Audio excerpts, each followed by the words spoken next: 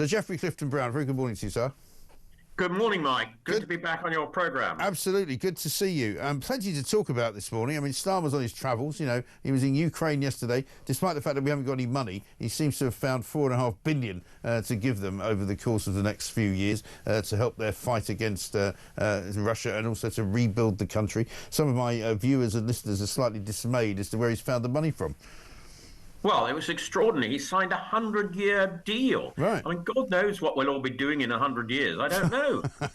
Well, luckily we won't be here to see it, I'm afraid. I wonder what state the roads will be in by then, because they'll probably be so bad that nobody will be able to drive anything other than a sort of tractor on them.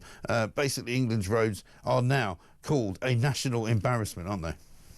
They are. I'm chairman of the Public Accounts Committee, and we've introduced a report this week on the state of our roads. That's our local roads, which is 183,000 miles, 98% of all our roads. And what the extraordinary thing is that the government doesn't really seem to know what the state of our roads are. They say the state is stable. You and I and every one of your listeners who travels on the road, whether we drive a car or public transport or a bike or whatever, we know they're getting worse. And so that's the first thing, is to try and the government to wake up and actually work out what the state of our roads are. Yeah.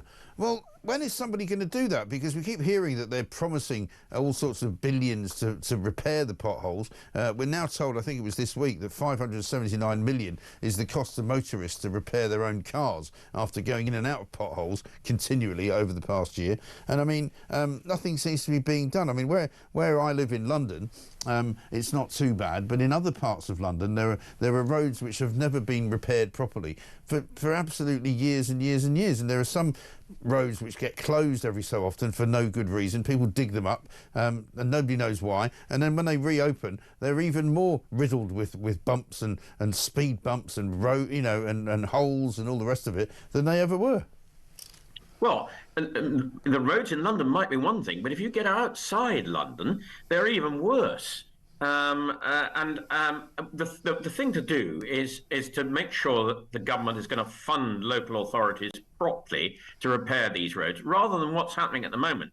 They're having to scrimp and save. They fill in the potholes as best they can. Some do a good job, some don't. But I think what will infuriate your listeners in a number of areas of the country is they put in the tarmac into these potholes, and 2 or 3 months later they come out again because they haven't done a proper job. Right. So there's a number of things that need to happen. They need to be funded properly. The government spends about $1 billion on our roads each year, which is not enough.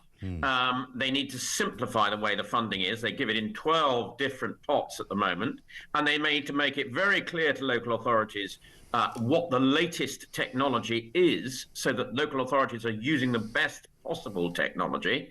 And they need to really look at how these roads can be brought up to standard. And there is this huge backlog now. They think it's 8 to 12 billion. The industry thinks it's 15 billion. So, you know, there is a real problem with our roads. Whenever I speak to people about this, they always say to me, but the government collects so much money from us on roads, for example. You know, the road tax keeps going up. You know, electric car drivers are now going to be paying road tax as well. I mean, 40 billion, I think, was the last estimate I was told, that is collected every single year. We've got places like Transport for London in London, where they collect hundreds of millions of pounds every year in ULEZ fines, in parking fines. You know, every single council in Britain is absolutely lording it up with millions and millions of pounds, and yet the roads get worse. Why don't they spend some of that money on the bleeding roads?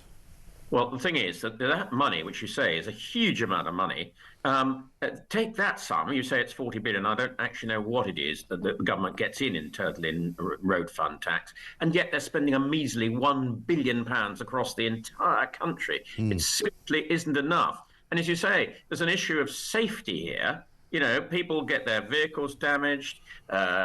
People, you know, on their bikes can't go about the roads properly. People even walking on the pavements have problems to get about. So really the government have got to wake up and look after our roads and pavements a little bit better. The sense, though, is that an awful lot of governments, and I would include the Conservatives in this, don't really care about drivers. They don't really care about road users. They care about, you know, pushing cycling. They care about building cycle lanes. They care about, you know, building pedestrianised areas. But they don't really care about motorists, who provide an awful lot of money and an awful lot of tax into central government.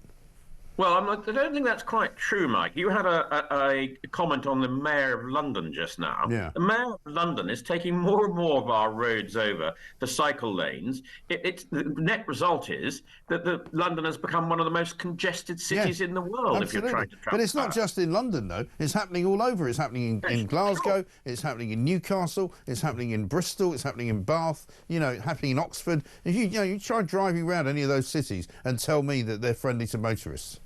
Yeah, but Mike, nearly all of those cities you've just mentioned are all Labour-controlled councils.